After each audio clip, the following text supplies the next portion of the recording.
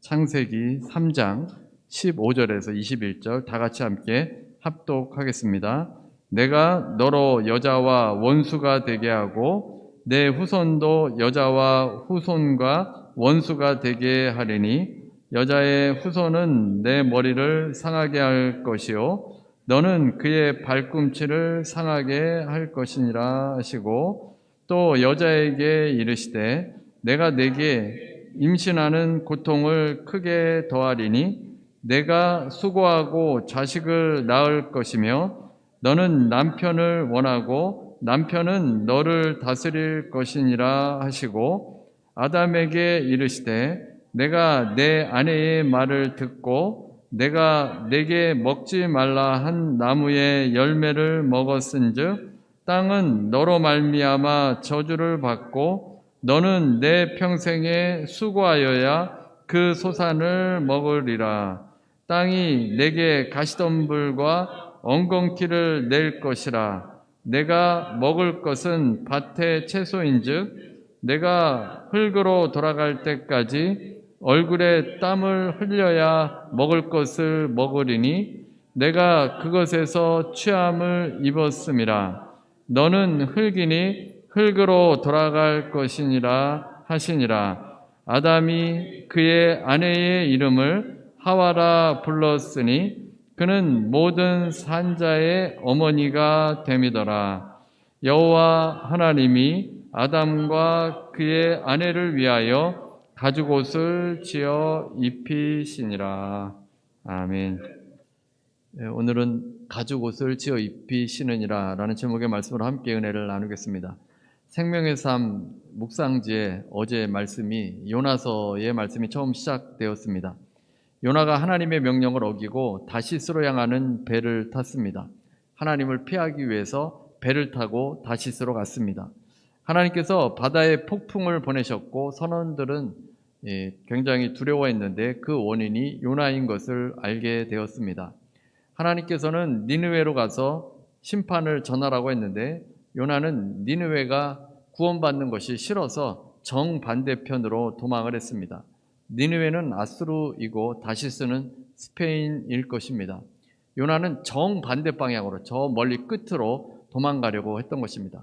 하나님의 말씀을 거역하고 다시스로 향하는 요나의 모습이 우리의 모습과 같습니다. 하나님을 피해서 도망하고 싶습니다. 하나님의 뜻보다는 내 뜻대로 살아가는 것을 우리들이 원하고 있지 않습니까? 내 판단이 옳고 내 주체로 내 삶을 내 마음대로 살아가는 그러한 습성이 바로 죄의 본성입니다. 순종해야 하는 하나님의 말씀과 내 생각이 부딪힙니다.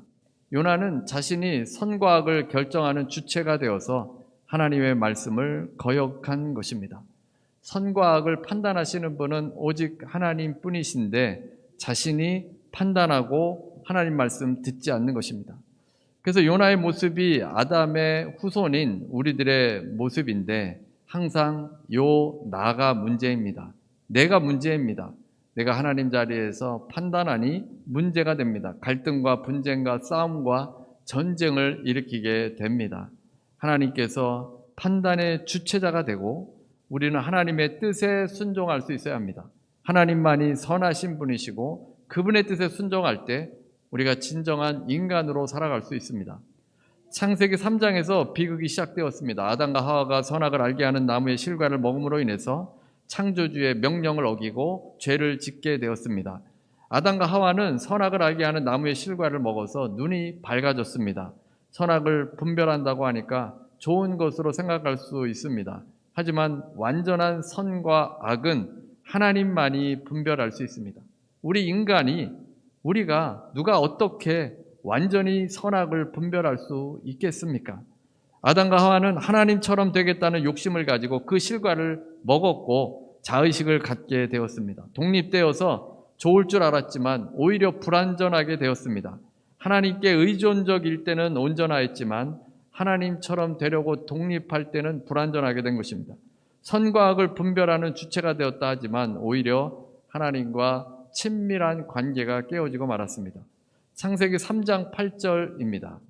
그들이 그날 바람이 불 때 동산에 거니시는 여호와 하나님의 소리를 듣고 아담과 그의 아내가 여호와 하나님의 낯을 피하여 동산 나무 사이에 숨은지라.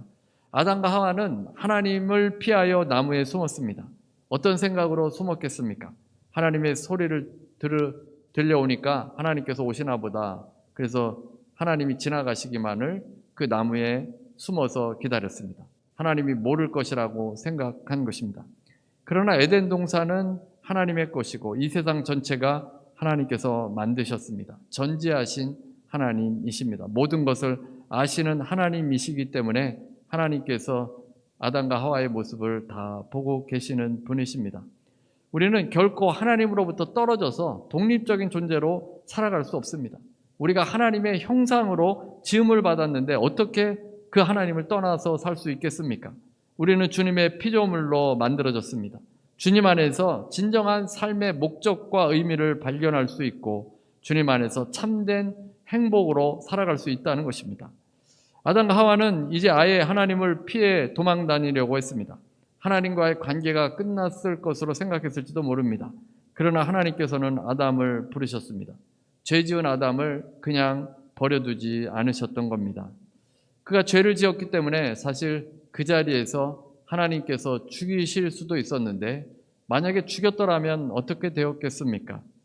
주일학교 아이들을 가르칠 때 정말 예상치 못한 많은 질문들을 받게 됩니다. 아이들이 귀엽기도 한데 때로는 아이들의 질문이 많은 생각을 갖게 합니다. 신학교 다닐 때 동기들이 함께 모여서 이야기를 하는데 자기네 반 학생이 질문을 했는데 어떻게 생각하느냐고 물었습니다. 그 아이가 아담과 하와가 천국에 갔느냐고 물어봤다는 것입니다. 그래서 우리가 천국에 갔는지 안 갔는지 죽음 이후에 어떻게 됐는지 성경에 나오지 않으니까 우리는 서로 이런저런 이야기를 했습니다.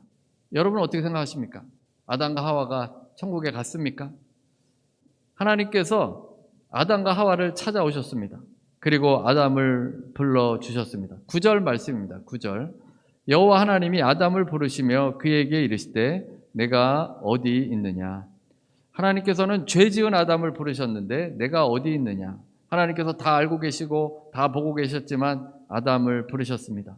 아담의 응답을 기다리십니다. 하나님께서는 인격적인 분이십니다. 강제로 나무 사이에 있는 아담을 끌어내지 않으셨습니다.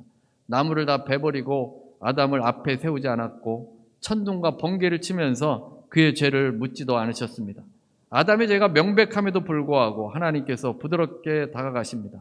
아담아, 내가 어디 있느냐라고 부르십니다. 인격적으로 부르시고 응답하시기를 원하십니다. 하나님께서 이렇게 부르시는 것은 중요한 메시지입니다. 끊임없이 하나님께서 아담을 부르신 것처럼 우리를 부르신다는 것입니다.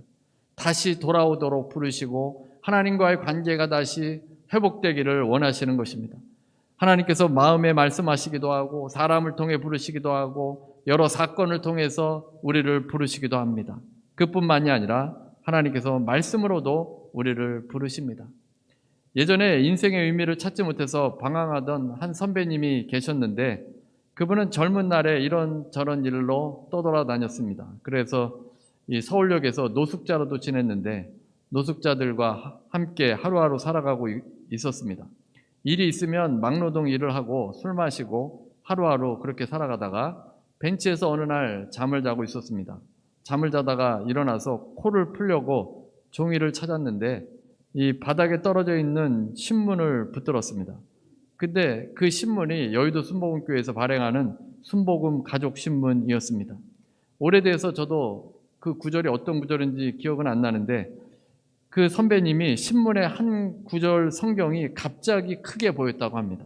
가슴이 뭉클해지면서 그 말씀을 읽게 되었습니다. 그리고 그날로 교회에 관심을 가지게 돼서 여의도 순복음교회를 다니게 됐고 그리고 이제 신앙을 갖고 신학교에 와서 목사가 되었습니다. 우연한 기회였지만 하나님의 부르심을 들은 겁니다. 사람들은 하나님의 부르심이 있는데도 듣지 못하는 경우가 많습니다. 욥기 4장 12절에서 13절입니다.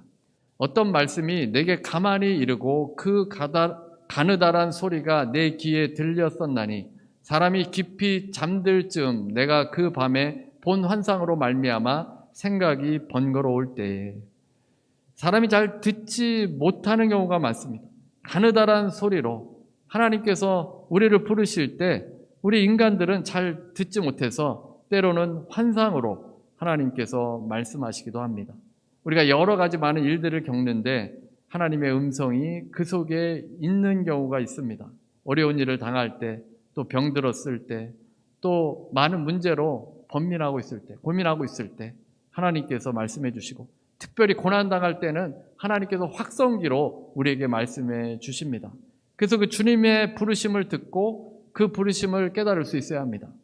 그리고 많은 부르심 가운데 최고의 부르심은 예수님을 통해서 우리를 부르신 것입니다. 히브리서 1장 1절에서 2절입니다. 옛적에 선지자들을 통하여 여러 부분과 여러 모양으로 우리 조상들에게 말씀하신 하나님이 이 모든 날 마지막에는 아들을 통하여 우리에게 말씀하셨으니 이 아들을 만유의 상속자로 세우시고 또 그로 말미암아 모든 세계를 지으셨느니라. 선지자를 통해 여러 부분과 여러 모양으로 하나님께서 계속 인간에게 말씀해 주시는 것입니다. 그 관계로 다시 돌아오도록 말씀해 주시는데 마지막에는 아들을 통해서 우리에게 말씀해 주신 것입니다. 아담아 내가 어디 있느냐라고 부르심은 아담 이후에도 계속되었고 인간의 전 역사를 통해서 하나님께서 불러주셨고 이제 예수 그리스도를 이 땅에 보내주심으로 말미암아서 우리를 부르신 것입니다. 그래서 그 예수님을 보내주신 것은 하나님의 은혜이고 그 예수를 통해서 우리가 하나님과의 관계가 회복될 수 있어야 합니다. 이제 하나님의 부르심에 아담이 대답합니다. 오늘 본문 10절입니다. 이르되 내가 동산에서 하나님의 소리를 듣고 내가 벗었으므로 두려워하여 숨었나이다. 아담은 하나님께서 오시는 것 같아서 자신이 벗었기 때문에 두려워서 숨었다고 했습니다. 아담과 하와는 뱀의 유혹에 넘어가서 선악을 알게 하는 좋은 것과 나쁜 것을 판단하게 하는 실과를 먹었습니다. 하나님처럼 된다는 말에 속아서 그것을 먹었습니다. 그러나 아담은 하나님처럼 될 수 없었고 오히려 하나님을 두려워하는 존재가 되었으며 하나님과의 관계가 깨어졌습니다. 그리고 이제는 자기의 고집과 자기의 생각이 들어차게 됐습니다. 원문에 보면 당신의 소리를 듣고 라고 되어 있고 숨었나이다도 내가 숨었나이다. 나가 들어갑니다. 이제 숨긴 주체도 아담 자신입니다. 타락하고는 주체적인 삶을 살아갑니다. 내가 판단하고 내가 행동합니다. 아담은 벗었기 때문에 두려워서 숨었다고 했습니다. 그런데 아담은 타락 이전에는 항상 벗고 다녔습니다. 하와도 벗고 다녔고 항상 하나님과 교제했습니다. 하나님을 만나기 위해서 성소로 가거나 성전에 갈 필요가 없습니다. 늘 하나님과 그 깊은 친밀한 관계 가운데 이야기했는데 이제 타락한 이후로 그 관계가 끊어졌습니다. 여기서 벗었다라는 단어는 아람이라는 히브리어 단어에서 유래했는데 이 단어는 간교하다라는 의미도 가지고 있습니다. 아담이 벌거벗었기 때문에 두려운 것이 아니라 선악을 알게 하는 나무의 실과를 먹고는 마음이 간교해진 것입니다. 마음이 부패해졌으니 하나님 앞에 두려운 것이 당연한 것입니다. 마음이 바뀌어져 버린 것입니다. 하나님께서 이제 선악을 알게 하는 나무의 실과를 먹었는지 신문하십니다. 아담은 하나님께 잘못했습니다. 이렇게 말하지 않습니다. 금지하신 실과를 먹었는데 잘못했다고 해야 하는데 잘못 대신에 변명을 하게 됩니다. 대부분 잘못하면 잘못했다고 인정하는 사람은 그렇게 많지는 않습니다. 대부분 누구 때문이라고 말합니다. 왜 그렇습니까? 아담을 닮아서 그렇습니다. 그렇다고 맨날 아담 닮았다고 하면 우리도 누군가에게 책임을 떠넘기는 겁니다. 12절입니다. 아담이 이르되 하나님이 주셔서 나와 함께 있게 하신 여자 그가 그 나무 열매를 내게 주므로 내가 먹었나이다. 하나님이 주신 여자가 열매를 주어서 먹었다고 했습니다. 결국 누구의 책임입니까? 하나님의 책임이 됩니다. 하나님이 그 여자를 만들어주지 않았다면 제가 안 먹었을 건데요 라고 말하는 것입니다. 처음에 하나님께서 아담에게 하와를 만들어줬을 때는 아담이 뭐라 말했습니까? 창세기 2장 23절입니다.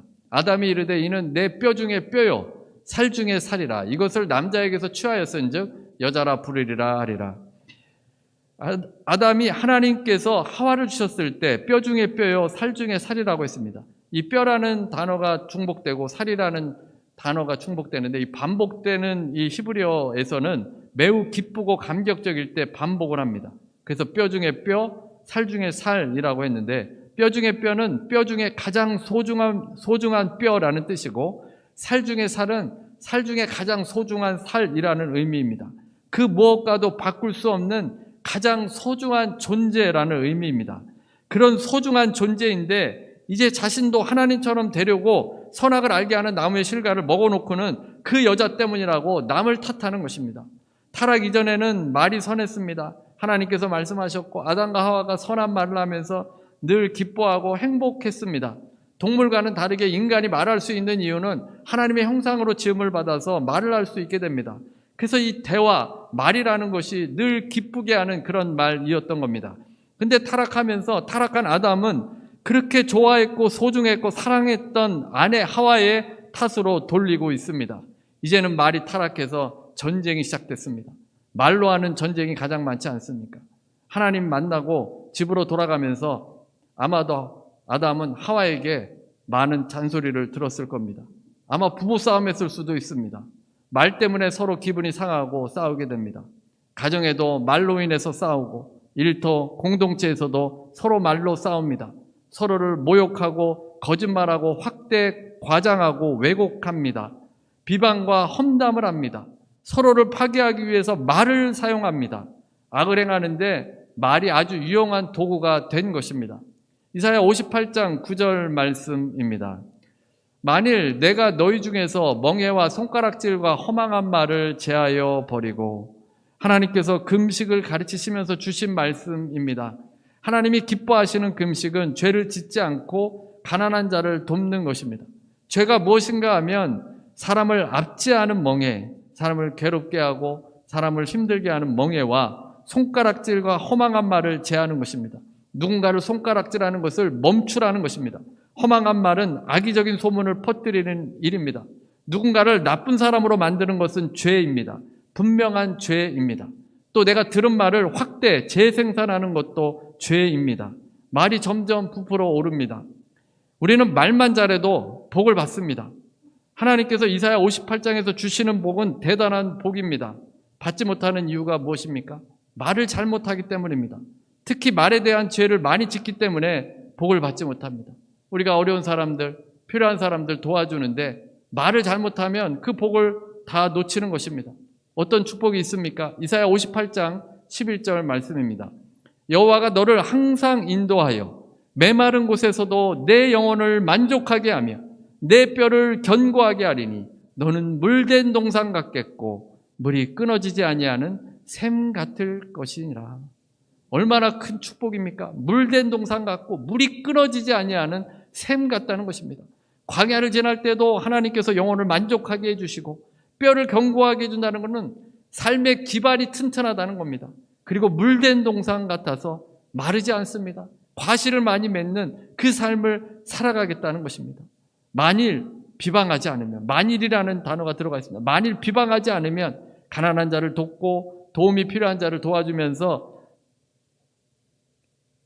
죄를 짓지 않으면, 입으로 죄를 짓지 않으면 이 물된 동산같이 풍성한 삶을 살게 해주시겠다는 것입니다. 최상의 복을 주시겠다라는 말씀입니다. 이 말의 위험성을 깨달은 목회자가 쓴 험담 그 일상의 언어라는 책이 있습니다. 그 책에 보면 제2차 세계대전 당시 나치 장군 헤르만 괴링이 히틀러에게 유대인 문제를 해결하기 위해 최종 방안을 마련했습니다 라는 메모를 남겼습니다. 그 메모로 인해서 600만 명에 달하는 유대인들이 학살당했고 나치가 인간 사회에 부적합하다고 선언하고 유대인 100만 명 이상이 죽게 되었습니다. 말의 영향력은 어마어마합니다. 야고보서 1장 26절입니다. 누구든지 스스로 경건하다 생각하며 자기 혀를 재갈 물리지 아니하고 자기 마음을 속이면 이 사람의 경건은 헛것이라.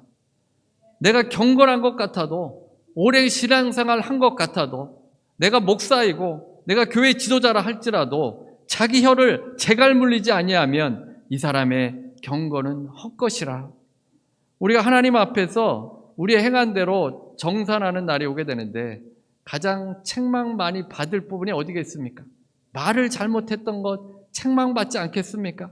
누군가를 비방했던 것 하나님이 책망하십니다. 하나님께서 기뻐하지 않는 것이 누구의 탓이라고 돌리고 비방하는 것인데, 아담이 타락한 후에 하나님이 싫어하는 그 일을 행하면서 정말 소중한 자신의 아내에게 그 탓을 돌리고 있습니다. 창세기 2장의 마지막은 이렇게 끝납니다. 마지막 절입니다. 아담과 그의 아내 두 사람이 벌거벗었으나 부끄러워하지 아니하리라. 이 구절로 창세기 2장이 끝납니다. 부끄러움이 없었는데 이제 이 부끄러움이 인간관계에 침투해 올 것을 아셨기 때문에 이렇게 끝이 나고, 3장에 가서 뱀의 유혹에 금단의 열매를 먹게 되고 타락의 대가로 저주를 받게 됩니다. 이제 하나님께서 하와에게 묻습니다. 오늘 보면 13장 3장 13절, 여호와 하나님이 여자에게 이르시되 내가 어찌하여 이렇게 하였느냐. 여자가 이르되 뱀이 나를 꿰므로 내가 먹었나이다. 하와도 아담에게 배워서 뱀 때문에 먹었다고 합니다. 이 아담과 하와의 말에 의하면 아무도 죄인은 없습니다. 다 누구 때문에 죄를 지었다고 합니다. 하나님께서 뱀에게는 묻지 않으셨습니다. 뱀은 하나님의 형상으로 지음받지 못했고 또 사단의 도구로 쓰임받았기 때문에 뱀과는 대화하지 않으시고 곧바로 저주를 내리십니다. 그래서 이제 여자는 해산의 고통을 얻게 되고 남편이 아내를 다스리게 됩니다. 아담은 땅이 저주를 받아서 수고해야 먹고 살 수 있게 되었습니다. 우리가 힘들게 일하는 이유도 땅이 저주를 받았기 때문에 엉겅퀴와 가시덤불로 인해서 땀을 흘려야만 먹고 살 수 있게 되었습니다. 그리고 이제 아담과 하와는 죄를 지었기 때문에 더 이상 에덴 동산에서 살아갈 수가 없습니다. 쫓겨나게 되었습니다. 그런데 21절에 하나님께서 아담과 하와가 요구하지 않은 것을 해주십니다. 21절입니다. 여호와 하나님이 아담과 그의 아내를 위하여 가죽옷을 지어 입히시니라. 무화과 나뭇잎으로 자신의 부끄러움을 가렸는데 하나님께서 아담과 하와를 위해서 가죽옷을 입혀주신 것입니다. 이제 에덴 동산 밖으로 나가면 험난한 곳입니다. 이 험한 환경에서도 적응할 수 있도록 가죽옷을 입혀주신 것입니다. 하나님의 은총을 상징합니다. 하나님의 명령을 거역해서 징벌을 받았지만 하나님께서는 결국에는 은총을 베풀어 주시는 분이십니다. 이 가죽옷은 사랑의 표현이자 생명을 보호하시고자 하는 하나님의 의지의 결과입니다. 나무잎도 아니고 가죽옷을 어떻게 입혀야 합니까? 한 짐승을 죽여야만 가죽옷을 입힐 수 있습니다. 짐승이 죽어야 가죽이 남지 않습니까? 짐승이 죽지 않으면 가죽옷을 구할 수 없습니다. 한 짐승의 희생으로 아담과 하와가 옷을 입게 됩니다. 이 말씀은 하나님께서 아담과 하와를 천국에 들이신다는 추측을 하게 합니다.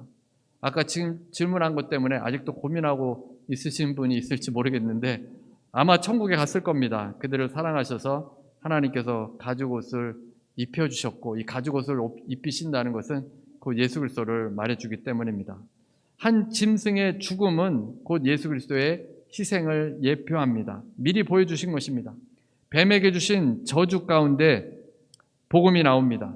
신학적으로는 상당히 중요한 본문입니다. 원복음이라고 부르기도 하고 최초의 복음이라고 부르기도 합니다. 15절입니다. 15절. 내가 너로 여자와 후손이 되게 하고 내 후손도 여자의 후손과 원수가 되게 하리니 여자의 후손은 내 머리를 상하게 할 것이요 너는 그의 발꿈치를 상하게 할 것이니라 하시고, 뱀의 후손이 여자의 후손과 원수가 되게 하고 여자의 후손이 내 머리를 상하게 할 것이고 너는 발꿈치를 상하게 한다고 했습니다. 여자의 후손은 예수 그리스도를 말합니다. 여자의 후손의 대표자가 예수님이시기 때문에 예수 그리스도이십니다. 여자의 후손이 뱀의 머리를 상하게 한다는 것은 예수께서 사단의 머리를 상하게 한다는 예언입니다. 인간을 죄에 빠지도록 유혹하는 사단을 물리치십니다. 하나님은 죄를 지어 죽을 수밖에 없는 인간을 구원하기 위해서 메시아를 보내십니다. 여자의 후손의 대표자는 예수님이시고 이와 동시에 뱀으로 상징된 사단이 여자의 후손에도 타격을 가합니다. 발꿈치를 상하게 할 것입니다. 이 발꿈치를 상하게 한다는 것은 십자가 사건을 가리킵니다. 예수께서 십자가에서 달리실 때 사단은 승리를 생각했을 겁니다. 그러나 사단이 생각하지 못한 것이 있습니다. 예수께서 십자가를 지신 것은 인간의 죄를 사하기 위함이었던 겁니다.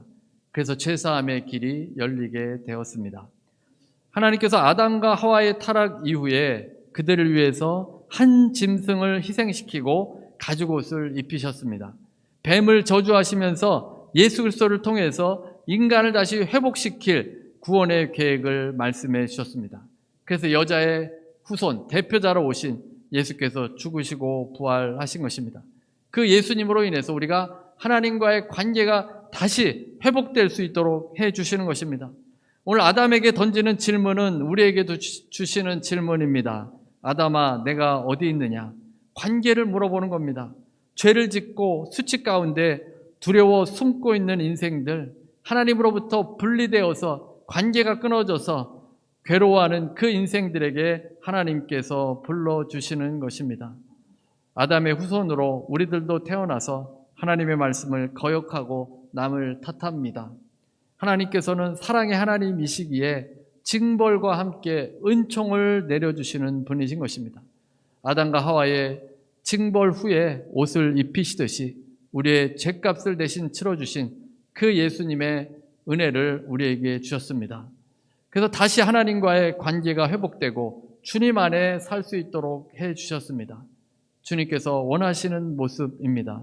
주님의 음성에 응답하시고 오늘도 주님께 나아가시는 여러분 모두가 되시기를 주님의 이름으로 축원합니다.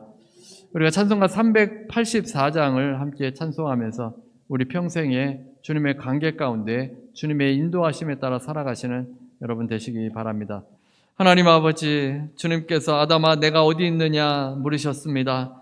하나님과의 관계가 끊어진 아담을 향해 물으셨던 그 하나님의 질문을 기억하게 해주시고 하나님 우리가 어디 있는지 아버지 돌아보게 해주옵소서. 주님 안에 늘 거하는 하나님의 자녀로 복받은 자녀로 살아가기를 원합니다. 하나님 아버지 우리를 도우셔서 우리의 삶이 물된 동상 같고 물이 끊어지지 아니하는 샘같이 축복의 통로로 살아갈 수 있도록 하나님 우리의 입술로 지은 죄들 다 주님께 고백하고 자백할 수 있도록 인도하시고 우리의 입술이 새로워져서 아버지 복의 통로로 온전히 살아갈 수 있는 삶이 되게 하여 주옵소서. 하나님께서 은총으로 아담과 하와에게 임하셨던 것처럼 우리도 살려주시고 이끌어주심에 감사하며 늘 기뻐하며 주님 안에 평강을 얻도록 주님 도와주시고 이끌어 주옵소서. 우리 지체들을 위해서 기도합니다.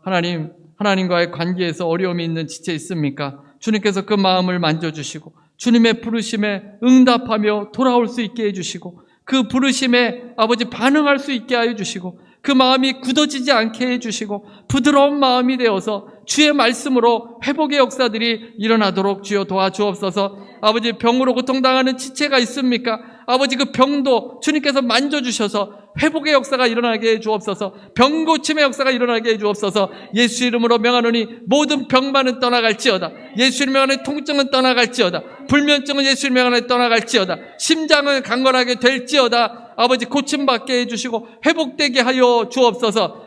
아버지 또 문제로 어려움을 겪고 있습니까? 하나님 온갖 문제들 하나님 우리의 죄 때문인 줄로 믿습니다. 오직 주님 붙들게 하여 주시고 말씀으로 회복되게 해 주셔서 문제를 문제로 보지 않게 하시고 은혜로 보게 해 주시고 그 모든 문제가 하나님의 때에 선으로 해결될 줄로 믿사오니 주님 붙들고 기도하며 나아갈 수 있도록 도와주옵소서. 지금 우리 주 예수 그리스도의 무한하신 은혜와 아버지 하나님의 극진하신 사랑과 보혜사 성령님의 교통하시고 내주하시고 충만케 하심이 오늘 함께 예배드리는 모든 성도들 위해 개인 가정 일터 위에 주님의 부르심에 응답하며 주의 은총에 감사하는 모든 주의 성도들 위해 지금부터 영원토록 함께 있을지어다.